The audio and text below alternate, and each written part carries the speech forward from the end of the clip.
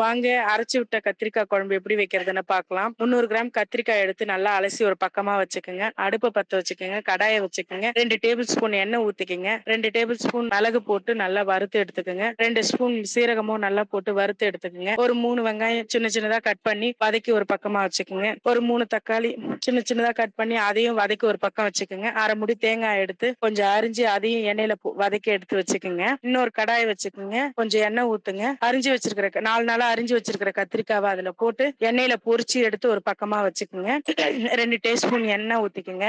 கொஞ்சம் கடுகு போட்டு வெந்தயம் போட்டு நல்லா பொரிஞ்சு வந்தவொடனே கொஞ்சம் பூண்டு உரிச்சு வச்சு அதையும் நல்லா எண்ணெயில போட்டு பொரிங்க. கொஞ்சம் கருவேப்பிலை போட்டுக்கோங்க. ஒரு 2 வெங்காயம் சின்ன சின்னதா அரிஞ்சு எண்ணெயில வதக்கிக்கோங்க. 2 தக்காளியும் அதே மாதிரி போட்டு வதக்கி வச்சு ஒரு பக்கமா வச்சுக்கோங்க. 2 டேபிள் ஸ்பூன் மிளகாத்தூள் அதிலேயே போட்டு நல்லா வதக்குங்க. வதங்கி வந்த உடனே கொஞ்சம் புளி தண்ணி கரைச்சல் அதுல ஊத்தி கொஞ்சம் கொதிக்க விடுங்க. கொஞ்சம் கொதிச்சு வந்த உடனே அரைச்சு வச்சிருக்கிற பேஸ்ட் அதுலயே ஊத்தி தேவைக்கேற்ப தண்ணி ஊத்தி எண்ணெயில பொரிச்சு வச்சிருக்கிற கத்திரிக்காய் ஒன்னொன்னா அது மேல போட்டு ஒரு 5 நிமிஷம் வெந்ததுக்கு அப்புறம் எடுத்து பாருங்க.